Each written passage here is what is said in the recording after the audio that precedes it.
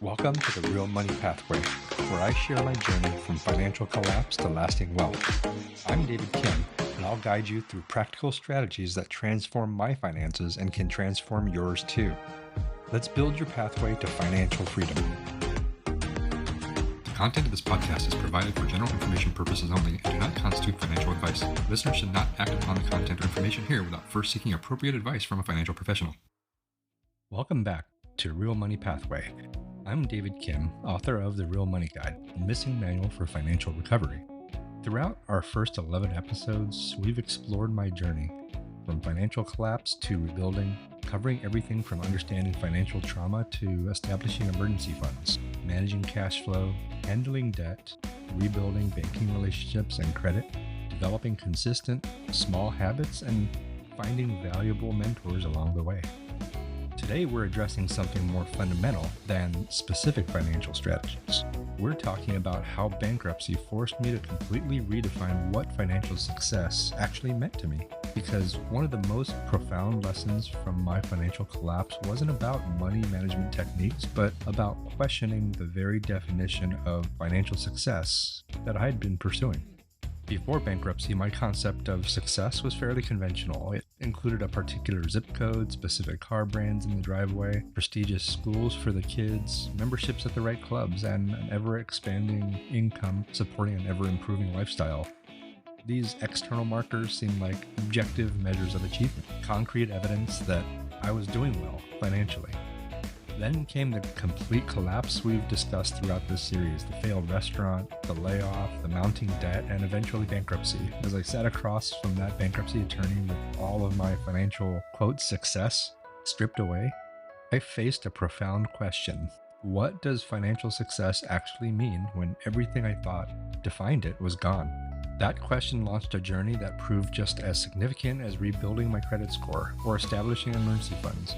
It was a fundamental re-examination of what money is for, what constitutes enough, and how financial decisions align with deeper values and priorities, rather than external expectations or comparison-based definitions. Today, I want to share how this redefinition process transformed not just my financial practices, but my entire relationship with money, and practically my entire life. Because defining success based on internal values rather than external measures creates both greater satisfaction and more sustainable financial health than pursuing conventional markers that may not actually align with what matters most in your life. Let's talk about the problems with traditional success metrics. Traditional financial success metrics typically focus on accumulation, comparison, and external validation rather than personal values alignment. These conventional measures, income level, home size, vehicle brands, and various lifestyle signals, seem objective, but actually carry significant limitations and potentially hazards when used as primary success definitions.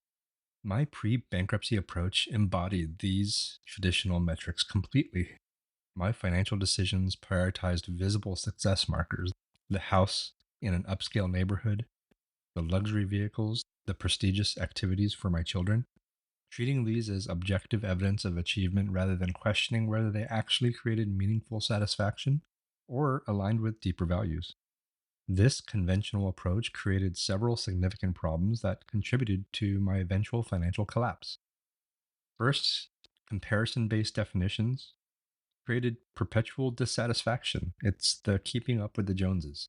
By defining success primarily through comparison with others, colleagues, neighbors, and broader social references, I established inherently unstable success criteria that continually shifted regardless of actual circumstances improving. Each achievement quickly normalized, creating a new baseline expectation rather than sustained satisfaction. The comparison trap manifested in several familiar patterns.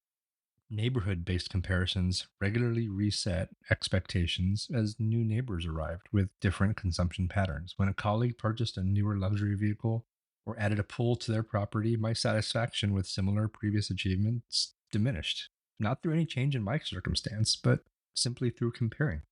Professional peer comparisons created particular dissatisfaction during my career advancement. As my professional circle expanded to include more senior and executives, Media influenced expectations established often unrealistic standards disconnected from typical financial reality. Design magazines, luxury travel features, and other aspirational content continuously raised what my perceived normal expectations were, despite representing the exceptional rather than the typical circumstances. These comparison based definitions ensured that financial satisfaction remained perpetually out of reach, regardless of actual achievement level. Each accomplishment quickly became the new normal, with attention immediately shifting to the next comparison based target in an endless cycle that never delivered sustained satisfaction. Then external validation then superseded internal alignment. Perhaps more problematically, my traditional success definition prioritized external recognition over my internal values.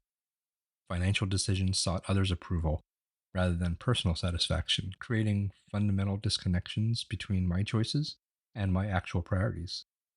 This external orientation created even more specific problems for me. My professional image maintenance justified spending that often exceeded both financial capacity and personal enjoyment value. The luxury vehicles in our driveway represented not primarily transportation preference or even personal enjoyment, but rather perceived professional necessity.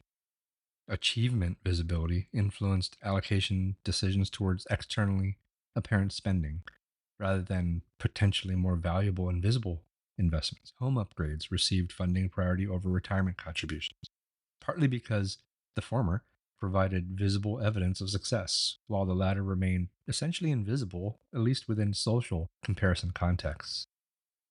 This external validation focus created fundamental misalignment for myself between my spending and my actual satisfaction sources, directing resources toward image maintenance rather than authentic preference fulfillment.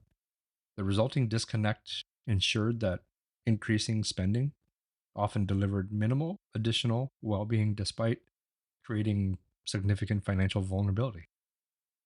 Value definition emphasized acquisition over experience. Traditional success metrics typically prioritize ownership and accumulation over experiences and relationships, often contradicting actual well being research, suggesting that the latter typically generate greater sustained satisfaction than the former.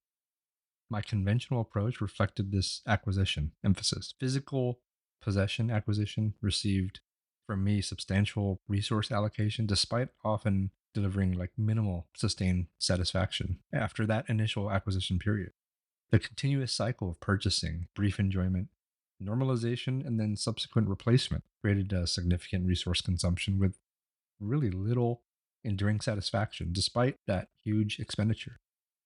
Experiences and relationships investments often received lower priority despite consistently delivering greater sustained satisfaction. Family vacations funding might be reduced to accommodate a vehicle upgrade, or quality time diminished through excessive work hours pursuing additional income for that possession acquisition that ultimately provided less satisfaction than the sacrificed time might have delivered. Status signaling through ownership absorbed significant resources that might have otherwise created greater security or freedom. The substantial premium paid for luxury branded items often represented not performance or enjoyment differences, but primarily status communication that delivered minimal actual utility despite that significant additional cost. The acquisition focus directed resources towards items that typically depreciated both financially and psychologically rather than experiences or relationships, generally providing more sustained satisfaction. The resulting misallocation created both reduced well being and increased financial vulnerability. The cumulative, the cumulative impact of all of these traditional metric limitations significantly contributed to my eventual financial collapse, despite objectively substantial income. By pursuing conventional success definitions without questioning their alignment with my actual satisfaction or sustainability requirements, I created this situation that combined minimal fulfillment with maximum vulnerability. It was the worst possible combination, despite appearing successful by these conventional standards.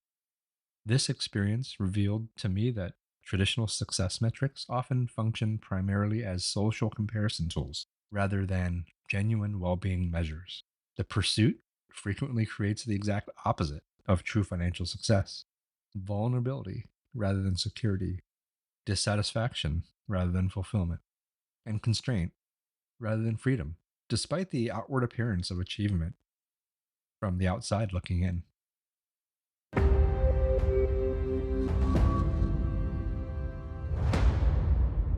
So now let's identify our true financial values. Rebuilding after financial collapse created opportunity and necessity for developing more personally authentic success definitions based on my individual values rather than conventional external measures.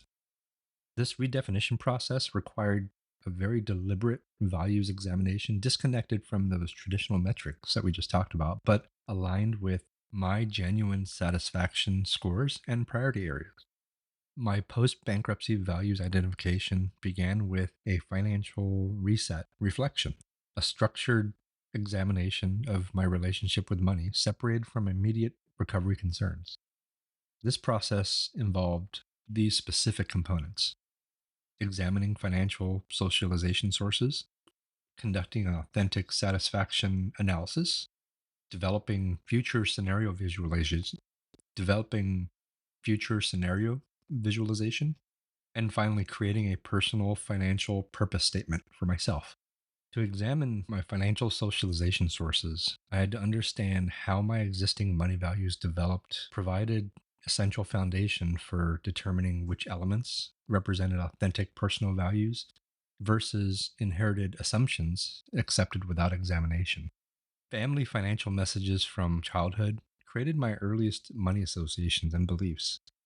Growing up in a very traditional Korean immigrant family, we really emphasized financial achievement as primary success markers. This established a powerful early framing for myself, connecting my self worth to material acquisition and status demonstration.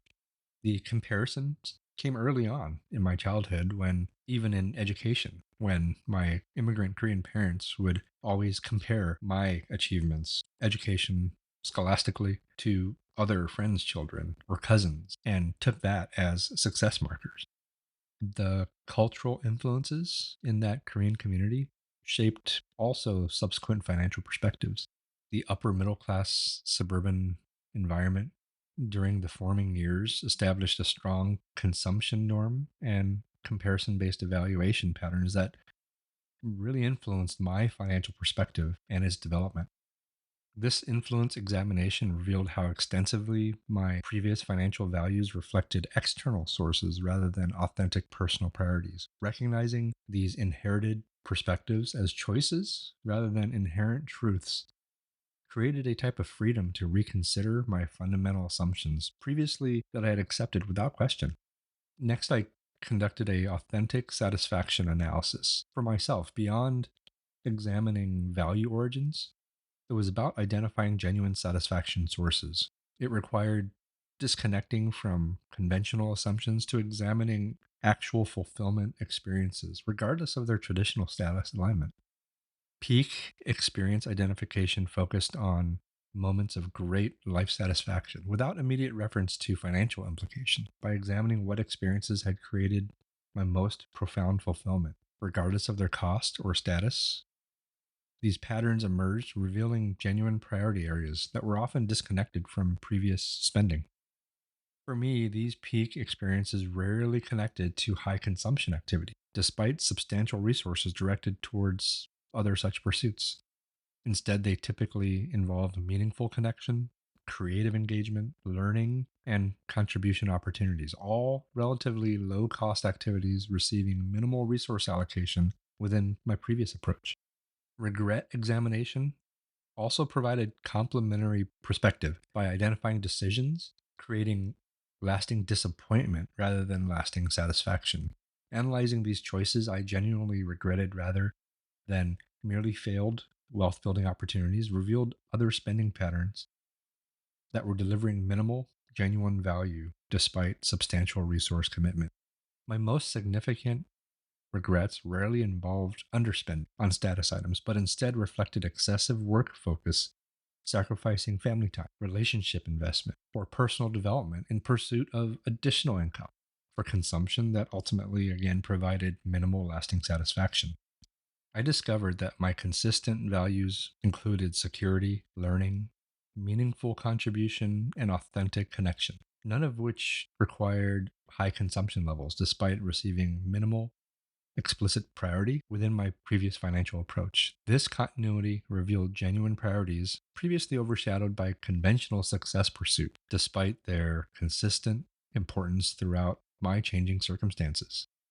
Beyond analyzing past experiences, values identification benefited from structured future visualization, examining different potential scenarios without immediate reference to conventional success definitions. Freedom definition exploration examined what genuine autonomy would mean beyond conventional financial independence talk. Rather than focusing on work optional status requiring substantial accumulation, this reflection revealed that meaningful freedom often involved quality of relationship and that relationship with work rather than its complete absence. Perspective that substantially modified appropriate savings targets compared to traditional retirement planning. These future oriented reflections revealed significant misalignment between what I thought was my authentic priorities and my previous resource allocation approach. The resulting insight highlighted how conventional success pursuit often contradicted rather than supported what actually mattered most from a long term perspective. So then I created a personal financial purpose statement. The culmination of all of these values identification involved developing concise articulation of my authentic financial purpose, the fundamental reason for earning, spending, saving, and investing beyond conventional accumulation or status objectives. This purpose statement provided a decision framework substantially different from my previously primarily comparison based approach. My resulting financial purpose statement read: money serves as a tool for creating security, meaningful connection, continuous learning, and positive contribution while supporting authentic living aligned with my values rather than external expectations. This seemingly simple statement represented a huge and fundamental perspective transformation from my previous implicit purpose, primarily involving status demonstration, comparison based achievement, and continuous acquisition without a defined success or sufficiency parameter. The explicit articulation created this decision framework for all of my subsequent rebuilding, completely different from my pre bankruptcy approach, despite comparable eventual income. For those of you that are undertaking similar values identification, there's a few implementation principles from my experience that can help you create improved outcomes. First, separate your values exploration from immediate financial pressure when possible, creating a psychological space for genuine reflection rather than just reactive thinking. While complete separation may prove impossible during an actual active crisis, brief periods disconnected from that immediate financial concern allows a different perspective. Involve appropriate others, like mentors, in values identification process, particularly partners directly affected by financial decisions. My joint exploration with Lacey created both greater insight and stronger shared commitment than individual reflection alone might have produced, establishing a common purpose foundation despite potentially different individual perspective elements. Next, write it down. Document emerging values rather than just contemplating them abstractly, creating concrete reference for subsequent decision alignment. My written financial purpose statement provided specific language for evaluating potential choices rather than relying on general impressions or remembered concepts during decision moments. The most important insight from my values identification experience involves recognizing that authentic financial purposes vary substantially between individuals, despite conventional success definitions suggesting universal objectives. The resulting personalized framework creates both greater satisfaction and more sustainable financial outcomes by aligning those resources with genuine priorities rather than external expectations, often poorly matched to actual fulfillment sources. This values based approach doesn't totally eliminate traditional financial considerations like security and growth, but rather places them within a personalized purpose framework addressing why these elements matter to you rather than treating them as inherently valuable regardless of your individual circumstances or priorities. The resulting integration creates financial approaches serving authentic life purposes rather than pursuing abstract accumulation without reference to its actual contribution to meaningful living.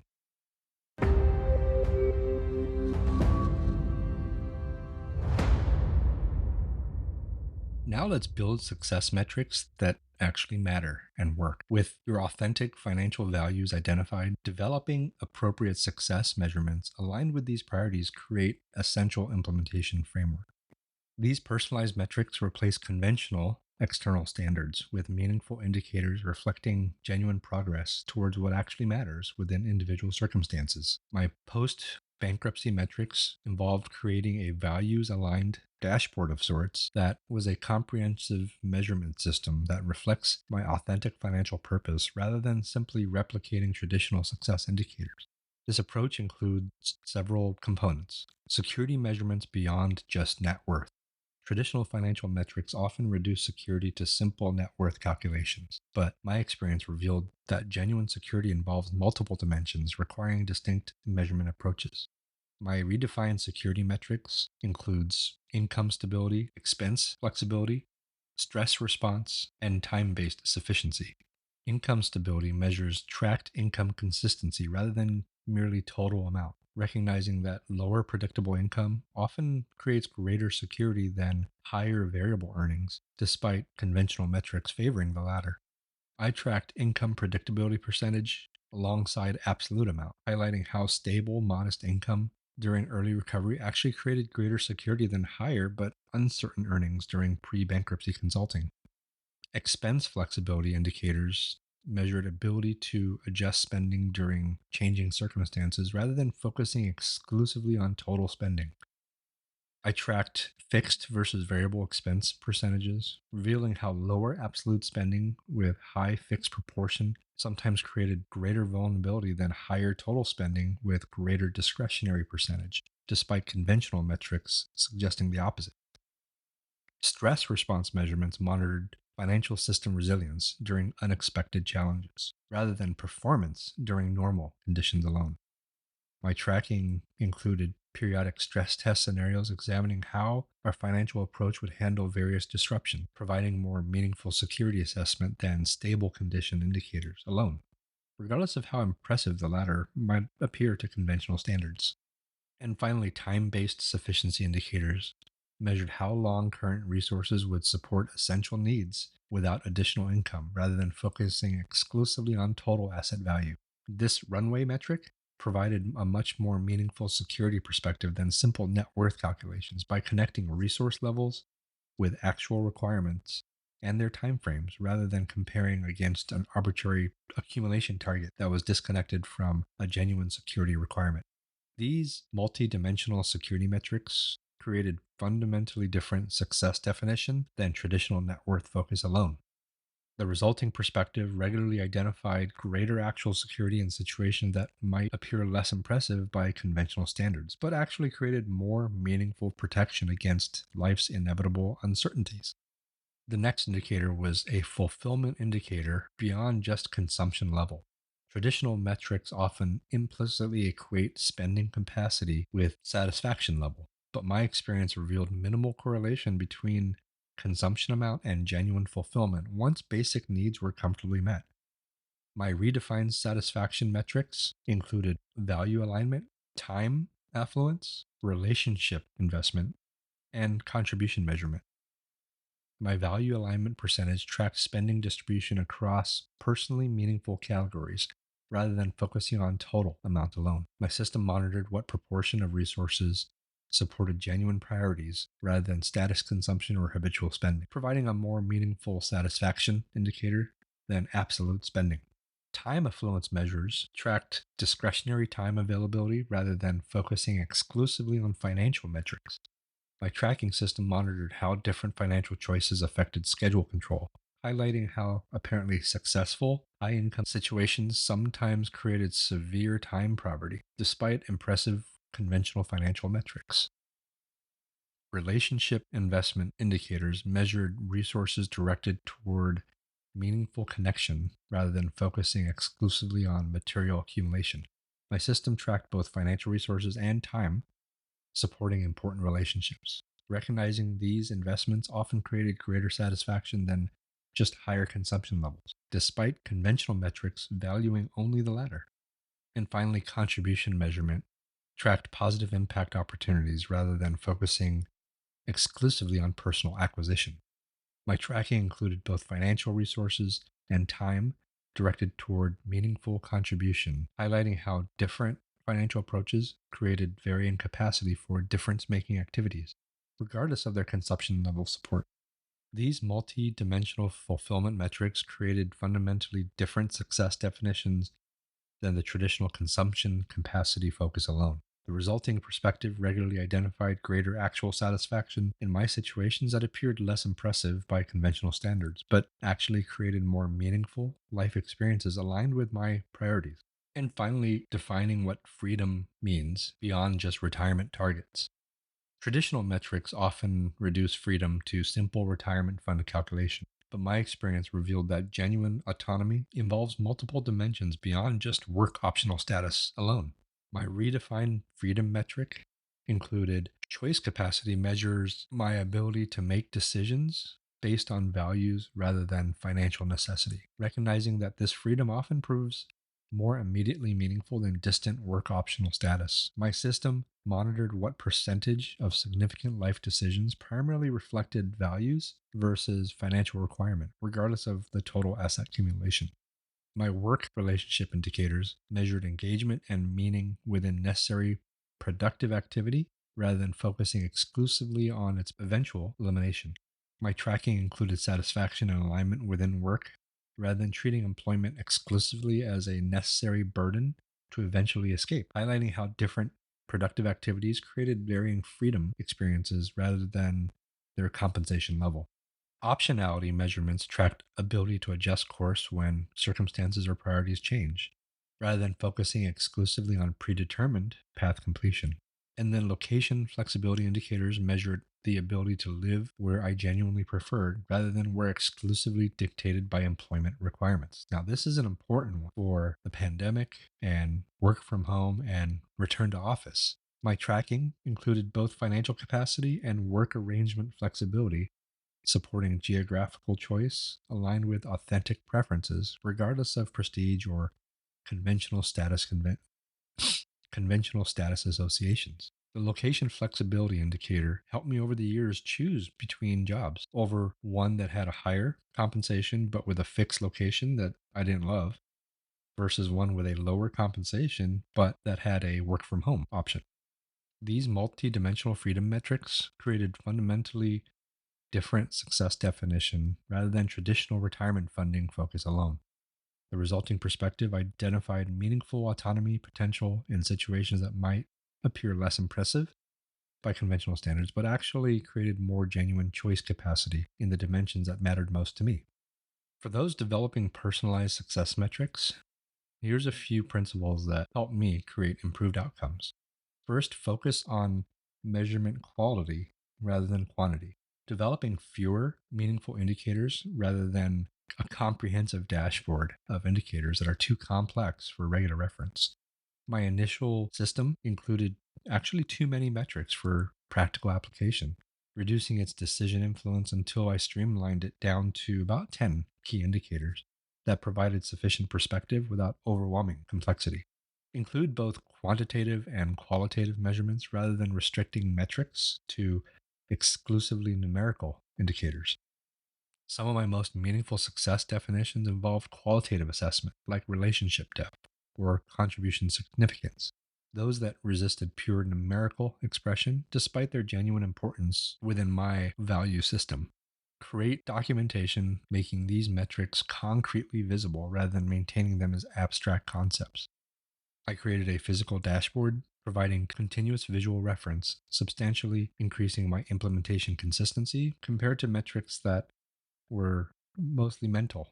And finally, develop a shared understanding when financial decisions affect multiple people rather than imposing individually determined metrics on their own.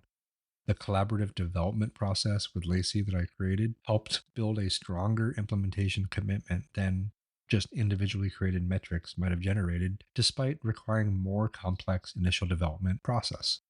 The most important insight from my metrics development experience involves recognizing that measurement fundamentally shapes decision making regardless of conscious intention. By deliberately creating success definitions aligned with authentic values rather than uncritically accepting conventional metrics, we substantially increase both satisfaction and sustainability through consistent direction towards what actually matters to you rather than what merely appears successful by external standards.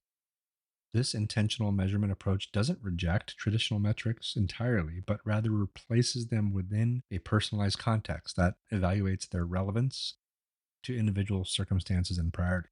The resulting perspective creates meaningful financial success aligned with genuine values rather than pursuing impressive appearing achievement that might actually undermine what's most important in your lifetime.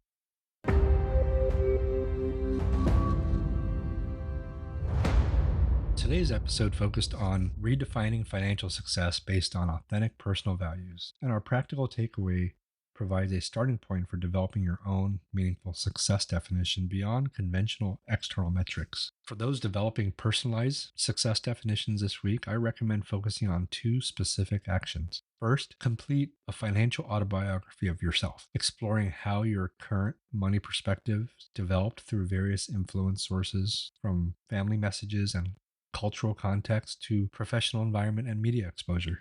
This reflection creates essential awareness about which aspects represent authentic personal values versus potentially inherited assumptions accepted without examination.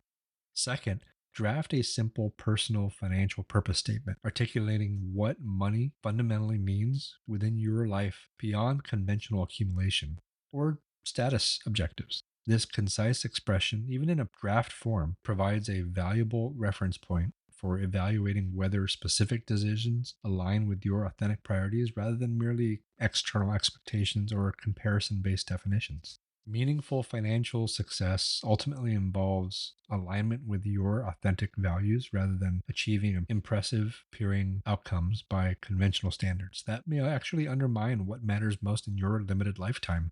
Through deliberate reflection and personalized definition, you create both greater satisfaction and more sustainable outcomes regardless of your specific circumstances or financial stage.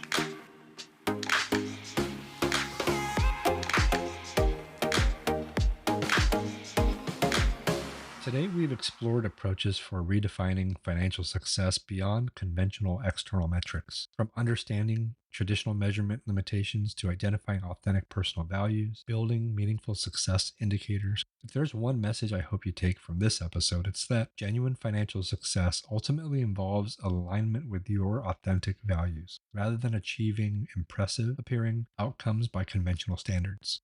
The resulting personalized approach creates both greater satisfaction and more sustainable outcomes by directing resources towards what genuinely matters in your specific circumstances, rather than pursuing external validation that often contradicts authentic priorities. In our next episode, the final installment of our first season, we'll explore the journey we've taken together through listener stories, questions, and shared experiences. I'll highlight the key principles we've covered throughout this season while addressing common questions you've submitted about applying these concepts in your unique situations. We'll review the fundamental elements of financial recovery, from understanding trauma impacts to implementing practical strategies, while celebrating the progress many of you have shared throughout our time together. I'll also provide a preview of our second season, focusing on protection and security, building on the foundation we've established through these initial episodes. As you move through the coming week, I encourage you to reflect on what financial success genuinely means within your specific circumstances beyond conventional external definitions. Whether through formal exercise or just quiet contemplation, this reflection creates essential foundation for aligning your financial decisions with what authentically matters rather than merely pursuing impressive appearing outcomes that may actually undermine your deepest priorities. I'd love to hear how you're redefining financial success in your own life. If you're comfortable sharing, please visit realmoneypathway.com and let me know what metrics matter most in your specific circumstances.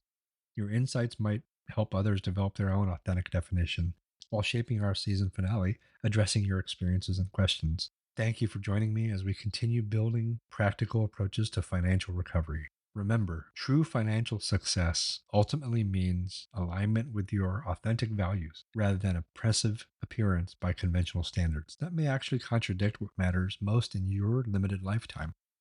Until next time, I'm David Kim. And remember, it's not just about money, it's about building your real money pathway to freedom. Thanks for joining me on the Real Money Pathway podcast. I'm David Kim, reminding you that financial success isn't about perfection, it's about progress. So subscribe now for more strategies, and remember, your journey to lasting wealth starts with the very next decision you make.